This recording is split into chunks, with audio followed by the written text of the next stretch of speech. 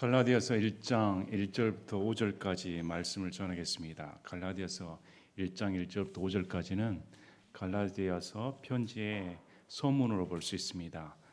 전체 글에 서문을 쓸 때 먼저 편지 형식은 보내는 사람이 누구인가, 또 받는 사람이 누구인가, 그리고 그들의 인사, 안녕을 당부하는 인사를 하고, 전체적인 이 글을 쓴 사람이 어떤 내용을 전할 것인가, 그 말이 요약되어 있습니다.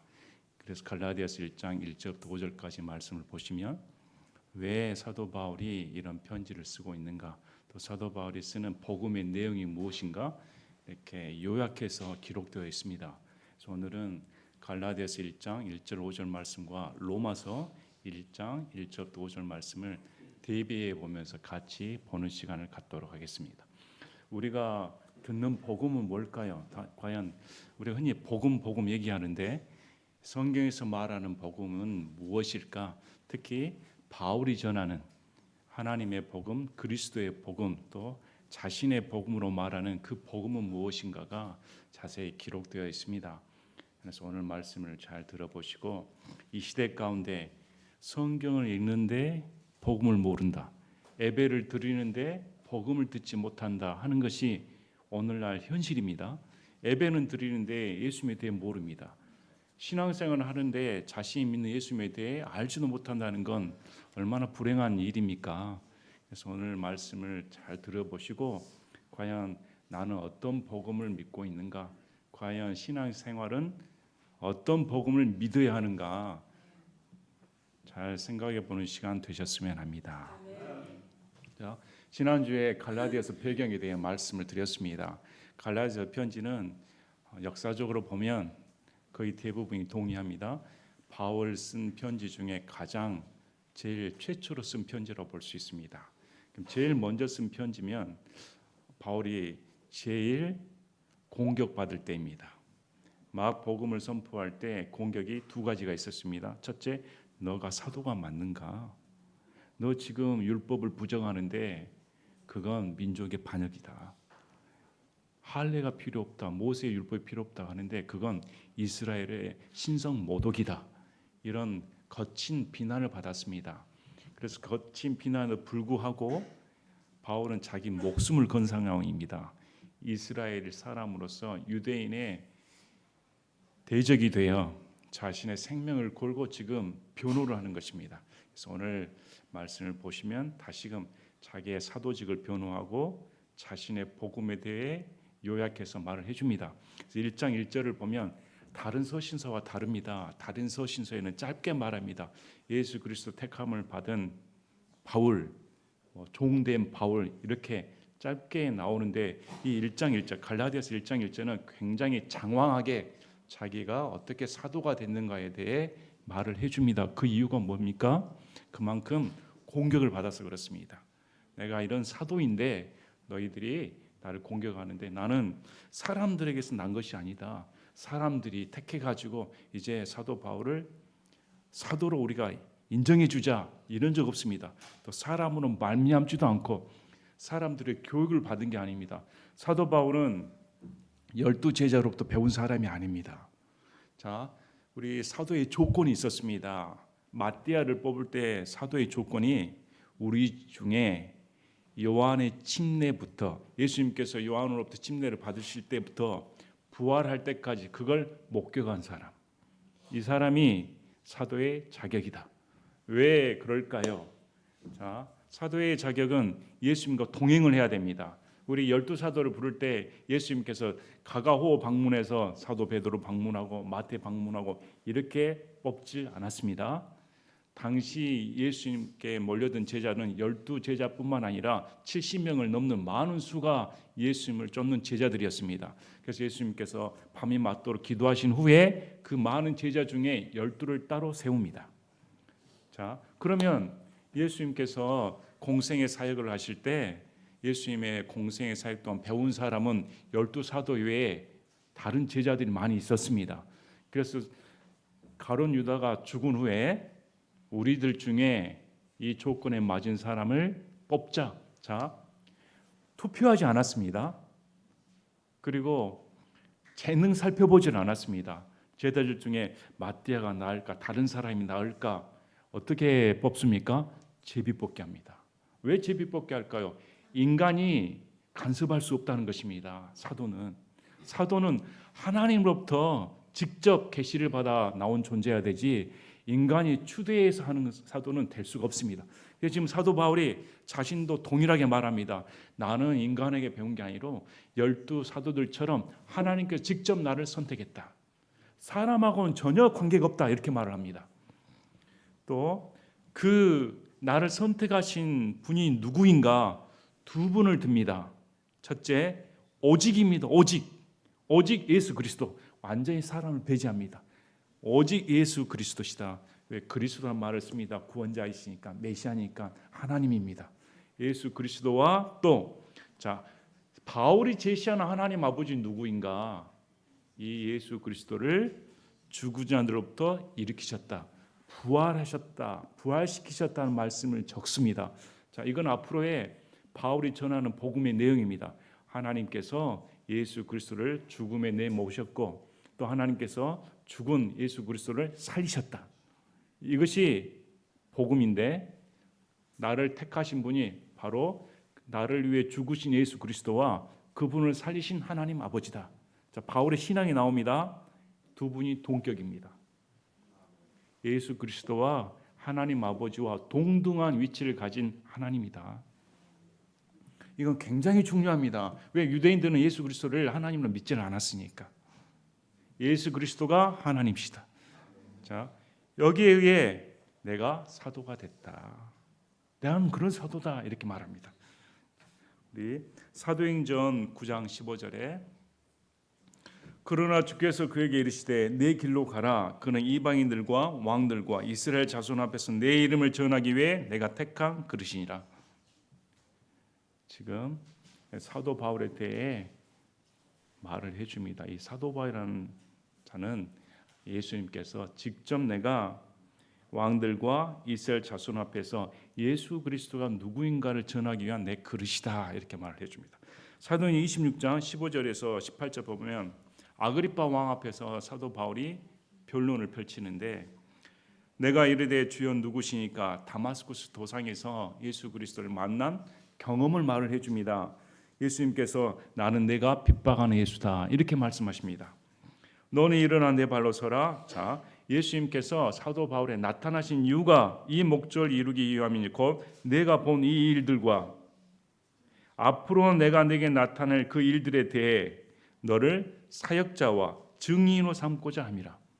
예수 그리스도를 만난 경험과 너가 만난 예수 그리스도가 누구인가 이걸 증언하기 위해 내가 너를 택했다 이렇게 말씀합니다. 그리고 내가 너를 백성과 이방인들에서 구출하여 이제 그들에게 보내는 것은 그들의 눈을 열어주어 그들을 어둠에서 빛으로 사탄의 권세에서 하나님께로 돌아오게 하려 하며 이로써 그들이 믿음 즉 내 안에 있는 그 믿음으로 죄들의 용서를 받고 거룩히 구별된 자들 가운데서 상속 유업을 받게 하려 함이라 하셨나이다. 사도 바울을 통해 예수 그리스도를 전함으로 말미암아 구원받는 역사를 일으키기 위해 내가 너를 사도로 세웠다. 이것이 지금 성경에서 말하는 바울이 사도된 이유입니다. 그러나 많은 사람들은 바울을 믿지 않았습니다. 그래서 2절을 말을 합니다. 나와 함께 있는 모든 형제들과 더불어. 왜 이 글을 기록했을까요? 독보적인 사도는 존재하지 않습니다. 혼자 나와 내가 사도다 하면 누가 알아줍니까? 그러나 사도 바울은 옆에 형제들로부터 인정을 받았습니다. 사도 바울과 동행하는 형제들은 이 바울이 진짜 사도이다. 바울의 복음이 진짜 복음이다. 혼자 주장하는 게 아니라 바울의 말을 듣고 믿는 형제들이 있었다는 것입니다. 그래서 사도 바울의 복음을 통해 목사도 마찬가지지만 성도들로부터 인정을 받아야 됩니다. 그 말의 권위, 그 말이 진짜인가? 그래서 지금 나와 함께 있는 모든 형제들과 더불어 갈라디아 교회들에게 편지한다. 이렇게 적습니다. 여러분, 복음은 어떻게 들려줍니까? 성경에서. 요한복음 17장 20절 보겠습니다. 요한복음 17장 20절.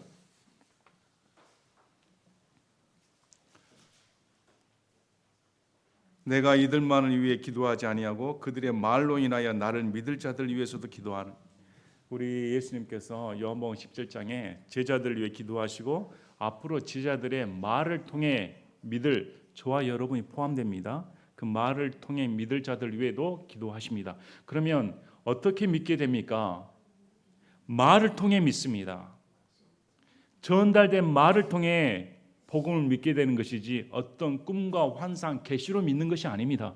예수님께서 만약에 지금도 구원의 역사가 환상, 계시로 일어난다고 하면 지금 무슨 성경이 필요가 있고 말씀을 들을 필요가 뭐가 있습니까? 그냥 예수님께 기도하다가 환상 보면 되지. 성경은 절대 그런 구원을 가르치질 않습니다. 말을 통해 믿게 된다. 우리 로마서 10장 14절에서 17절. 그러면 그들이 자기들이 믿지 않은 분을 어찌 부르겠느냐? 자기들이 듣지 못한 분을 어찌 믿겠느냐? 선포자가 없이 어찌 듣겠느냐? 계속 주장하지 않습니까? 선포자가 복음의 말을 들려줘야 믿게 된다. 보내주지 아니하였다면 그들이 어찌 선포하겠느냐? 이것은 기록된 바 화평의 복음을 선포하며 좋은 일들의 반가운 소식을 가져오는 자들의 발이 어찌 그리 아름다운가 함과 같으니라. 그러나 그들이 다 복음에 순종하지 아니하였나니 이사야가 이르기를 주여 우리가 전한 것을 누가 믿었나이까 하느니라. 선포자들, 복음 전조자들, 사도들이 말을 전합니다. 근데 사람들이 듣질 않습니다. 그러나 전해야 듣고 믿게 됩니다. 17절에 그러므로 믿음은 무엇에 의해? 들음에 의해 오며 들음은 하나님의 말씀에 의해 오느니라. 전달된 말씀, 사도 바울의 복음의 말씀, 성경 말씀 들려줘야 믿는다. 어떤 분들은 믿음도 하나님의 선물이다 이렇게 말해버리면 엉터리가 돼버립니다. 나는 가만히 있는데 하나님이 들려줘야 믿습니까? 듣는 것은 자의적으로 나와야 됩니다. 자발적으로 나와야 됩니다. 자기 의지를 발휘해서 들으려고 해야 됩니다. 자꾸 들으려고 할 때 하나님의 믿음이 들어온다. 그래서 복음이 증거되지 않는데 어떻게 믿을 수가 있단 말입니까? 복음이 들려주지 않는데 어떻게 신앙생활을 할 수가 있단 말입니까? 자, 그래서 오늘 말씀을 보시면 사도 바울이 이렇게 내가 택정함을 받아 하나님의 복음을 전한다. 그러면 그 복음이 뭘까요? 우리 로마서 보겠습니다. 로마서 1장 1절부터 5절까지.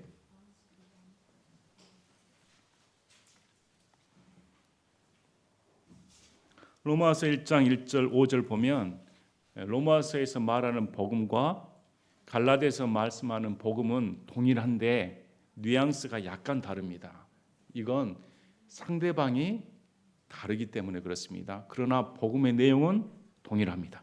자, 예수 그리스도의 종 바울은 사도로 부르심을 받아 하나님의 복음을 위해 구별되었는데, 자, 복음은 누구 것이라고 말합니까? 하나님의 복음입니다. 이 복음은 그분께서 자신의 대언자를 통해 거룩한 성경 기록들에 미리 약속하신 것이다. 이 복음은 어느 날 갑자기 떨어진 것이 아니라 구약의 대언자들을 통해 약속된 것이었다. 이것이 하나님의 복음인데 이 하나님의 복음은 내용이 누구입니까? 예수님입니다. 자신의 아들 예수 그리스도 우리 주에 관한 것이다. 자, 복음은 예수님에 관한 것입니다. 예수님에 관한 말씀이 증거되지 않는다면 그건 복음이 아닙니다. 그것은 자신의 아들, 하나님의 아들 예수 구원자에 관한 것입니다. 자, 그러면 이 예수 그리스도에 관한 것은 무슨 내용일까요? 그래서 로마서에 나옵니다. 그분께서는 육체로는 다윗의 씨에서 나셨다. 자, 성경 기록대로라고 말합니다. 성경 기록대로 그분은 육체로는 다윗의 씨에서 나셨다. 약속대로, 말씀대로 다윗의 씨에게 영원한 왕자를 주시겠다는 그 약속대로 예수 그리스도는 육체로 다윗의 씨로 오셨다. 그 다음에 거룩함의 영으로는 죽은 자들로부터 부활하심으로써 권능 있게 하나님의 아들로 밝히 드러나셨다. 부활하셨다. 다윗의 시편 말씀을 통해 예수 그리스도는 죽음을 극복하신 하나님께서 부활시켜 주셨다. 이렇게 말씀을 합니다. 그분에 의해 우리가 은혜와 사도직을 받아 그분의 이름을 위하여 모든 민족들 가운데서 믿음에 순종하게 했다. 이 두 가지 내용입니다. 그분이 육체로 오셔서 죽으셨고 그분이 하나님으로 말미암아 부활하셨다. 이것이 복음이다 이렇게 말합니다. 이 복음을 증언하기 위해 내가 사도가 되었다. 이 로마서 말씀도 동일합니다. 자, 시편 89편 3절 4절. 내가 나의 택한 자와 언약을 맺었나니 내가 내 종 다윗에게 맹세하기를 내가 내 씨를 영원히 굳게 세우며 내 왕자를 모든 세대에 이르도록 세우리라 하였노라. 구약에 말씀하신 대로 다윗의 씨로 예수님께서 오셨다. 두 번째, 사도행전 13장 33절 34절. 사도 바울이 비시디의 안디옥 회당에서 설교한 내용입니다. 바로 그 약속을 하나님께서 예수님을 다시 일으키심으로써 그들의 자손이 우리에게 성취하셨다는 것이라. 부활 사건입니다. 이것은 또한 시편 둘째 편에 너는 내 아들이라 이날 내가 너를 낳았도다 하고 기록된 바와 같도다. 또 하나님께서 친히 그분을 죽은 자부터 일으키셔서 이제 다시는 썩음으로 되돌아가지 않게 하실 것에 관하여 이같이 이르시되 내가 다윗에게 베푼 확실한 긍휼을 너에게 베풀리라 하셨느니라. 부활 사건은 로마서 1장 4절 말씀처럼 또 여기 말씀처럼 예수님이 하나님의 아들이신데 하나님 아버지께서 죽은 자로부터 예수님을 일으키시는 말미암아 이가 하나님의 아들이다. 전 우주 만물의 공표한 사건입니다. 이 부활 사건은 권능 있게 하나님의 아들로 밝히 드러나셨다. 자, 또 고린도전서 15장 3절 4절 보면 사도 바울이 전한 복음 내용이 이렇습니다. 나 역시 받은 것을 무엇보다 먼저 너에게 전하였노니 그것은 곧 성경 기록대로 그리스도께서 우리 죄들로 인해 죽으시고 묻히셨다가 성경 기록대로 셋째 날 다시 일어나시고. 고린도 교회에서도 사도 바울이 말하는 내용은 동일합니다. 성경 기록대로 우리의 죄들로 인해 죽으셨다. 성경 기록대로 부활하셨다. 이것이 복음이다. 그런데 나 역시 받았다. 누구한테? 사도 바울은 12사도가 아니라 예수님으로부터 직접 받은 사람입니다. 예수님으로부터 직접 하나님의 복음을 받아 이렇게 증언하는 사람입니다. 그 복음의 내용은 예수 그리스도에 관한 것이었고 그 복음은 예수님이 우리 죄들 때문에 죽으시고 부활하셨다. 아주 간결합니다. 아주 간단합니다. 자, 그래서 3절 보시면 하나님 아버지와 우리 주 예수 그리스도부터 은혜와 화평이 너에게 있기를 원하노라. 복음의 결과입니다. 복음의 결과는 우리에게 화평이 찾아옵니다. 하나님의 은혜가 무엇인지 압니다. 여러분, 하나님의 은혜는 우리 인간이 일조한 것이 하나도 없습니다. 은혜는 전적인 하나님의 선물입니다. 구원은 전적인 하나님의 선물입니다. 구원을 받게 되면 하나님의 은혜가 무엇인지, 또 구원을 받게 되면 하나님과 원수된 관계 아니라 아버지하고 부르게 됩니다. 이전에는 아버지라 부를 수 없었습니다. 예수 그리스도 때문에 하나님과 화평하게 되어 하나님을 아버지 이렇게 부릅니다. 자, 그래서 4절 보시면 이제는 갈라디아 교회에 지금 편지를 쓰는 복음의 내용이 4절에 압축되어 나옵니다. 그분께서 하나님 곧 우리 아버지의 뜻에 따라 이 악한 현 세상에서 우리를 구출하시려고 우리 죄들로 인해 자신을 주셨다. 우리 지금 로마서 1장 1절부터 5절까지 바울의 복음이 무엇이었는지, 또 고린도전서 15장 3절 4절 바울이 전한 복음이 무엇이었는지 살펴보았습니다. 자, 이 말씀도 동일합니다. 이 악한 현 세상에서 우리를 구출하시려고 우리 죄들로 인해 자신을 주셨다. 이것이 복음이다 말합니다. 자, 지금 갈라디아 교회 내에서는 율법 문제가 대두되었습니다. 우리 사도 바울은 갈라디아 지역의 교회를 다니면서 모세의 율법으로는 우리가 구원받을 수가 없고 이제 율법 밖의 의, 하나님이 주신 의는 믿음을 통한 의이다. 이건 율법하고 상관없이 우리의 의로운 행위와 전혀 상관없이 하나님께서 거저 주신 은혜이다. 누구든지 이방인이든 유대인이든 상관없이 이제 믿기만 하면 구원받는다. 믿기만 하면 구원받는다. 여기에는 인간의 행위가 하나도 들어가지 않습니다. 자, 이 4절 보시길 바랍니다. 인간의 행위가 들어갑니까? 하나도 안 들어갑니다. 오직 예수 그리스도의 은혜입니다. 그분이 우리를 위해 주셨다. 그분이 우리를 살리셨다. 그분이 우리를 구출하셨다. 전부 다 예수 그리스도의 공로입니다. 그러니까 율법을 지키면서 너희 행위 자랑하지 말라는 것입니다. 감히 은혜로 구원받았는데 감히 그분이 모든 것을 다 해주신 것이 은혜이고 복음인데 어떻게 거기다가 내가 뭐 했습니다, 내가 지켰습니다, 내가 뭘 더해서 하나님의 공로를 차지하려고 합니다. 이것은 저주받는다. 그래서 복음은 전적인 예수 그리스도에 관한 것이고 전적인 예수 그리스도의 영광을 위한 것입니다. 자, 그래서 그분께서 예수님이 하나님 곧 아버지의 뜻에 따라 그분은 순종하셨습니다. 어떻게 해요? 죽기까지 순종하셨습니다. 왜 그러셨을까요? 그 방법밖에 없으니까. 그분은 십자가형을 앞두고 절규하셨습니다. 이 잔을 내게 옮겨주시길 바랍니다. 절규하셨습니다. 그런데 그 잔을 받는 것이 아버지의 뜻이었습니다. 그것밖에 인간의 죄를 대속할 것이 없으니까 인간의 죄를 대속할 유일한 것은 예수 그리스도의 피밖에 없습니다. 그러면 하나님의 아들이신 하나님이신 그분이 인간이 되어 죽으셔야만 되는 그 길밖에 없으니까 거기에 예수님이 기꺼이 순종하셨다. 그것이 은혜라 성경은 말씀을 합니다. 자, 사도행전 2장 23절 24절에 그분께서 하나님의 정하신 계획과 미리 하심을 통해 넘겨주심에 너희가 그분을 붙잡아 사악한 손으로 십자가에 못 박아 죽였으나 하나님께서 그분을 사망의 고통에서 풀어 일으키셨으니 이는 사망이 그분을 붙들 수 없었기 때문이라. 그분은 그냥 2000년 전에 와 우연히 죽으신 것이 아닙니다. 그냥 유대인의 핍박과 로마의 압제에 의해 죽임당한 것이 아닙니다. 성경은 죽임당한 이유를 명백히 말씀합니다. 하나님의 정하신 계획과 미리 하심에 따라 죽기로 작정되었다. 언제? 창세 전에. 창세 전에 인류의 죄를 포함한 모든 악을 청산하시기 위해 죽기로 작정되셨다. 엄청난 은혜입니다.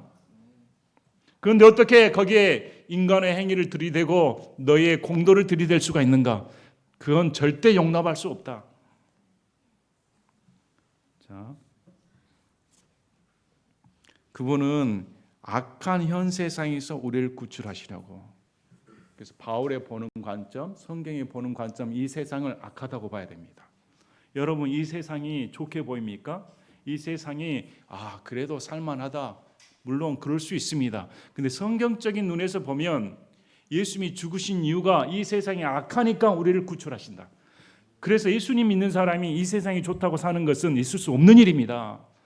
내가 구출받았는데 더러운 세상, 악한 세상에서 구출받았는데 세상이 좋다고 세상 사람이 되는 것은 예수 그리스도를 못 오가는 것입니다.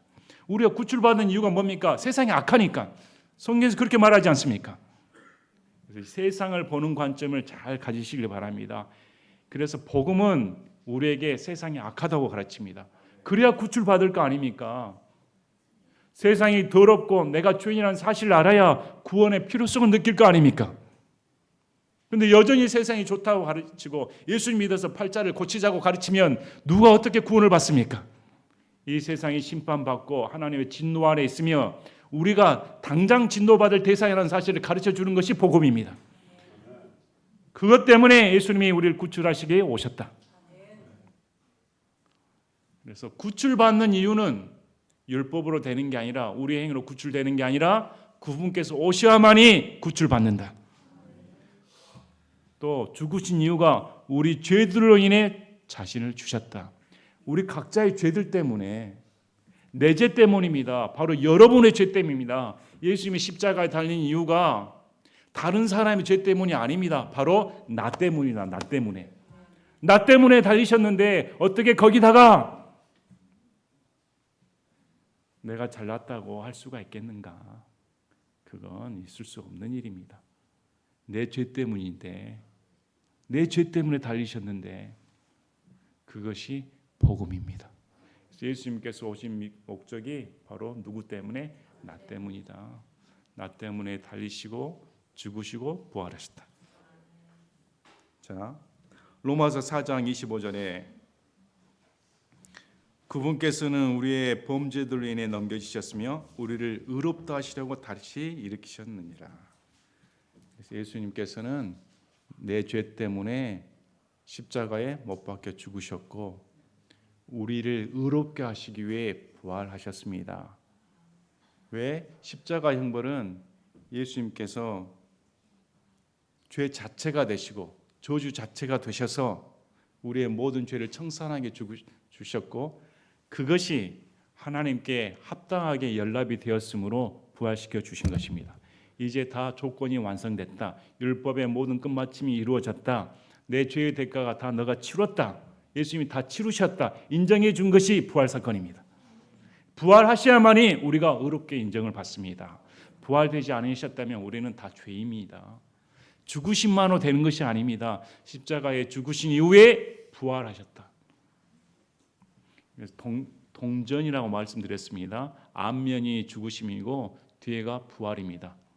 십자가 없는 부활은 없고 부활 없는 십자가는 없습니다. 두 가지 중에 하나만 취하면 구원은 존재하지 않습니다. 십자가형을 믿는 사람은 부활을 믿어야 됩니다. 저와 여러분이 부활될 걸 반드시 믿으셔야 됩니다. 골로새서 1장 13절 14절 아버지께서 우리를 어둠의 권능에서 구출하사 자신의 사랑하는 아들의 왕국으로 옮기셨으니 그분 안에서 우리가 그분의 피를 통해 구속 곧 죄들의 용서를 받았도다. 이 어둠의 왕국, 사탄의 왕국에서 우리를 구출해서 아들의 왕국으로 옮겨져 버렸습니다. 여러분, 한국 살기 답답하지 않습니까? 이 한국이 언제 멸망할지 참 나라 걱정에 잠을 못 이루는 성도분도 많이 계실 것입니다. 여기서 살다가 망할 수도 있겠죠. 근데 우리는 현 세상 가운데서도 이미 구출받은 사람들입니다.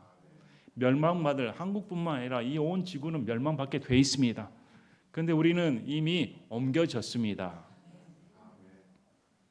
하나님의 동사무소가 있다 하면, 여러분의 호적을 띠러 가면 광주가 아니라 천국이다. 이럴 때는 아멘 잘하는데 왜 실생활에서는 그렇게 얼굴이 다 그냥 꾸지지 하실까? 좀 밝게 사셔야 될 텐데, 참 하나님의 영광을 맛보며 참 감사하며 사셔야 되는데, 그렇죠? 고린도후서 5장 21절 하나님께서 죄를 알지 못한 그분을 우리를 위해 죄가 되게 하신 것은 우리가 그분 안에서 하나님의 의가 되게 하려 하심이라. 우리는 고린도후서 5장 21절도 가볍게 읽을 때가 많습니다. 하나님께서 끔찍이 싫어하는 것이 죄입니다. 하나님과 죄는 상극입니다. 같이 존재할 수가 없습니다. 그런데 예수님이 자신이 스스로 죄 자체가 됐다는 것은 우리 인간의 머리로는 상상할 수 없는 일입니다. 예수님 자체가 죄가 됐다는 것은. 그래서 예수님이 그 잔을 받지 않겠다. 도저히 죄가 되는 것은 있을 수 없는 일입니다. 여러분, 그 비유도 안 됩니다. 여러분이 어떻게 구더기가 될 수가 있습니까? 여러분이 바퀴벌레가 될 수 있습니까? 그 정보다 훨씬 감당할 수 없는 일입니다. 우리는 남을 위해 희생을 합니까? 남을 위해 모욕을 참습니까? 남이 나를 벌레 취급하면 배로 갚아주는 것이 우리 심성 아닙니까? 그런데 어떻게 그분이 나를 살리시기 위해 죄 자체가 되셨단 말입니까? 이런 것은 그냥 관념적으로 머릿속으로 생각하는 게 아니라 마음으로 하나님의 심정으로 들어가 보면 울지 않을 수 없다. 정말 회개하지 않을 수 없습니다. 어떻게 그분이 그럴 수가 있을까? 자, 갈라디아서 3장 13절 그리스도께서 우리를 위해 저주가 되사 율법의 저주에서 우리를 구속하셨으니 이는 나무에 달리는 모든 자는 저주받았니라고 기록되었기 때문이라. 자, 그분은 율법에 있는 저주로부터 우리를 해방시키시기 위해 그분 자체가 저주가 되셨습니다. 율법 아래에 있는 우리를 해방시키시기 위해. 그래서 갈라디아서를 보면 왜 다시 율법으로 돌아가고자 하는가? 율법의 대가를 예수님께서 치르셨는데 당시 노예는 대가를 지불해야 자유인이 될 수 있습니다. 우리도 죄의 노예, 율법의 노예에 속박되어 있습니다. 율법은 진단기입니다. 율법은 우리의 죄를 드러내는 진단기에 불과합니다. 치료제가 아닙니다. 율법으로 진단받는 것을 치료하는 것은 복음입니다. 치료받았으면 감사해야 되지 왜 다시 진단받으러 가는가? 율법은 치료제가 아닌데 자꾸 율법의 노예가 되려고 하는가? 이미 예수님이 핏값을 지불하고 저희를 사셨습니다. 너희로부터 해방시켜 주셨습니다. 그 자유를 맡기게 해야 될 텐데 다시 율법으로 돌아가 멍에를 매려고 하는가? 하지 말라는 것입니다. 자, 히브리서 10장 10절 14절. 바로 이 뜻에 의해 예수 그리스도의 몸이 단 한 번 영원히 드려짐을 통해 우리가 거룩히 구별되었노라. 이는 그분께서 한 번 헌물 드림으로써 거룩히 구별된 자들을 영원토록 완전하게 하셨기 때문이라. 그래서 그분은 계속 헌물을 드리는 것이 아니라 단 한 번 영원히 끝장내셨습니다. 더 이상 헌물은 존재하지 않습니다. 예수님 자체가 저와 여러분을 위한 화평 헌물입니다. 희생물이 되셨습니다. 어린 양이 되셨습니다. 피를 흘리셨습니다. 그러므로 완전히 하게 구별시키셨다. 위치와 상태에 대해 말씀드렸습니다. 우리 위치는 완전한 자입니다. 하나님이 우리를 위치를 볼 때 죄 없는 의인으로 보십니다. 그러나 상태는 여전히 죄인입니다. 육체를 갖고 있는 이상, 이 육체를 벗어버리지 않는 이상 저와 여러분은 여전히 죄인입니다. 그런데 하나님께서 의롭게 봐주신다는 것입니다. 무엇 때문에? 예수님의 피가 가려주니까. 예수님의 피가 가려주니까 죄인임에도 불구하고 하나님께서 의롭게 봐주시는 것입니다. 자, 로마서 5장 1절에 그러므로 우리가 믿음으로 의롭다고 인정받아 우리 주 예수 그리스도를 통해 하나님과의 화평을 누리는도다. 그래서 믿음으로 의롭다 인정받지 인간의 행위로 의롭다 인정받는 건 아니다. 히브리서 9장 15절에 17절. 자, 성경에서 언약이 두 개가 나옵니다. 첫째 언약, 둘째 언약. 첫째 언약, 그 다음에 새 상속 언약 이렇게 나옵니다. 첫 언약은 모세의 율법으로 주어졌습니다. 둘째 언약, 새 상속 언약은 예수님의 피로 주어졌습니다. 지금 비교합니다. 히브리서 9장 15절에 이런 까닭으로 그분은 새 상속 언약의 중재자이시니 이것은 첫 상속 언약 안에 있던 본법들을 구속하시려고 율법입니다. 죽으심으로써 부르심을 받은 자들이 영원한 상속 율법의 약속을 받게 하려 하심이라. 모세의 율법 아래에 놓여 있는 본법들 외에 죽을 수밖에 없던 죄인들을 구속하시기 위해 새 상속 언약으로 들어와 상속 유업을 받기 위해 예수님이 죽으셨다. 그래서 우리가 예수님의 죽으심을 믿으면 새 상속 언약에 들어가 우리가 상속자가 됩니다. 근데 그게 효력을 발휘하려면 상속 언약이 있는 곳에는 또한 반드시 상속 언약하는 자의 죽음이 필히 있어야 하나니 유언하는 사람이 죽어야 그래야 상속이 되는 거 아닙니까? 그래서 예수님께서 반드시 죽으신 이후에 새 상속 언약이 효과를 발휘한다. 그래서 우리가 킹제임스 성경의 성경을 보고 팀내 교리를 알면 신약은 언제부터 마태복음 때가 아니라 언제부터 십자가 사건 이후부터 예수님의 십자가 사건 이전에는 전부 구약입니다. 십자가 사건 이후부터 신약이다. 십자가 사건 이후부터 신약. 그리고 오순절 때 교회가 탄생을 합니다. 이전에는 예수님의 피로 사신 교회는 존재하지 않습니다. 예수님께서 베드로에게 앞으로 내가 교회를 세우겠다. 그러면 그 시점에는 교회가 존재하지 않습니다. 예수님의 십자가 이후에 부활 사건 이후에 성령 침례 사건 이후에 교회가 탄생합니다. 자, 그래서 로마서 3장 27절 28절 보시면 그러면 자랑할 것이 어디 있느냐? 그것은 배제되었다. 무슨 법으로냐? 행위의 법으로냐? 아니다. 오직 믿음의 법으로다. 그러므로 우리는 사람이 율법의 행위 없이 믿음으로 의롭다 인정받는다고 결론을 내리노라. 율법의 행위로는 구원받을 자 하나도 없다. 인간의 착한 행동, 선한 행위로는 전부 다 지옥 가야 마땅하다. 다윗이 고백하지 않습니까? 어머니의 태 속에서부터 나는 죄로 태어났다. 저와 여러분은 태 속에서부터 죄인입니다. 선하게 태어난 사람 단 한 사람도 없습니다. 전부 죄인이라고 성경은 말합니다. 인간이 선하다고 가르치는 것은 인본주의입니다. 인간이 악하다고 가르치는 것이 성경적인 가치관입니다. 자, 에베소서 1장 11절 12절 보시길 바랍니다. 모든 것을 자신이 뜻하신 계획대로 이루신 분의 목적에 따라 우리가 예정되어 또한 그리스도 안에서 상속유업을 얻었으니 하나님께서는 자신의 뜻하신 계획대로 움직이시는 분입니다. 미리 하심을 통해 저와 여러분이 택함을 받고 부르심을 받았습니다. 감사하시길 바랍니다. 하나님의 미리하심 속에 저와 여러분이 있다는 사실에 감사하시길 바랍니다. 이것은 먼저 그리스도를 신뢰한 우리가 하나님의 영광을 찬양하게 하려 함이라. 자, 우리가 구원받은 이유가 목적이 뭡니까? 하나님의 영광을 찬양하기 위해서. 구원받은 사람이 해야 할 게 하나님께 영광을 돌립니다. 하나님께 영광. 그래서 복음은 하나님께 영광을 돌리는 것이지 인간을 높이는 것이 절대 아닙니다. 여기에 무슨 번영 신학이 있습니까? 무슨 살자가 있습니까? 무슨 인간 현재 말하는 거짓 사도를 추대하여 그들에게 머리를 조아립니까? 절대 복음은 인간의 높음을 인정하지는 않습니다. 절대 복음은 인간의 공로를 인정하지 않습니다. 복음은 오직 예수 그리스도를 높이는 것입니다. 그래서 5절에 영광이 그분께 영원 무궁토록 있기를 원하노라. 아멘.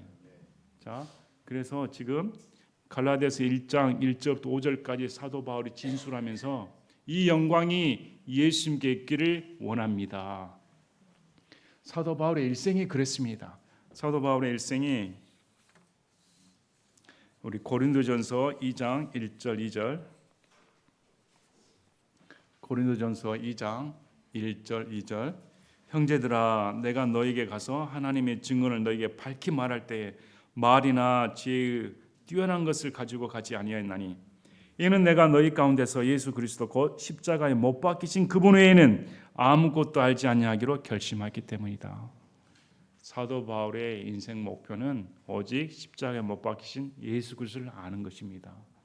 여러분은 왜 신앙생활 하십니까? 왜 교회에 나와 예배드리십니까? 여러분이 예수님을 믿는 이유가 뭡니까? 무엇 때문에 예수님을 사랑한다고 고백할 수가 있습니까?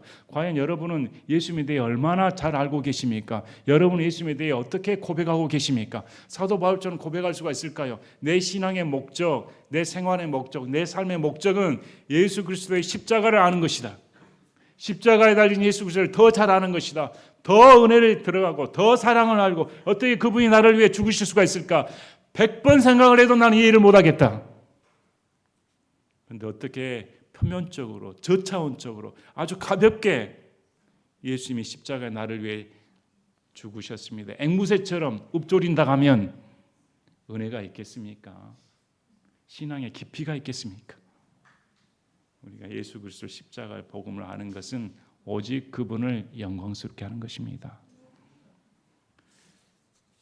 거짓이 난무하고 다른 복음이 판을 치고 거짓 사도들이 존재하여 믿는 자들을 억압하는 이런 시대에 이런 갈라디아서 말씀을 통해 진짜 복음이 무엇인지 바르게 신앙생활하는 것이 무엇인지 사도 바울이 이렇게 생명을 내걸고 말하는 것이 무슨 내용인지 다시금 마음을 다잡고 우리가 신앙생활하기를 진심으로 바랍니다. 참 갈라디아서 말씀을 배우면 참 보배라고 생각을 합니다. 복음을 이렇게 바르게 우리에게 전달해 주고자 목숨까지 바쳤던 사도 바울의 편지를 보면 우리가 어떤 자세로 말씀을 들어야 될까 참 한없이 부끄러워지는 현실입니다. 다시금 우리 교회도 마찬가지고 우리 교회의 목표가 뭡니까? 오직 예수 그리스도의 영광을 위해 우리 은혜 침례가 존재하는 목적도 예수 그리스도의 영광을 위한 것입니다. 만약에 예수 그리스도의 영광을 위한 것이 아니라면 이 교회는 없어져야 마땅합니다. 있을 필요가 없습니다. 사람 모임이 되면 뭐합니까? 또 자기 자랑하고 여기 와서 자기 공로 자랑하고 간증시키면 무슨 교회 몇 개 개척했습니다. 11조 얼마 했습니다. 내가 이렇게 해서 부자 됐습니다. 이런 간증은 여러분 그 교회 떠나야 됩니다. 역겹지 않습니까? 들으면 역겨워야 됩니다. 어떻게 예수 그리스도를 찾을 수가 있습니까? 예수 그리스도의 영광만을 위하는 우리 교회에 되기를 진심으로 바랍니다. 제가 기도하고 마치겠습니다.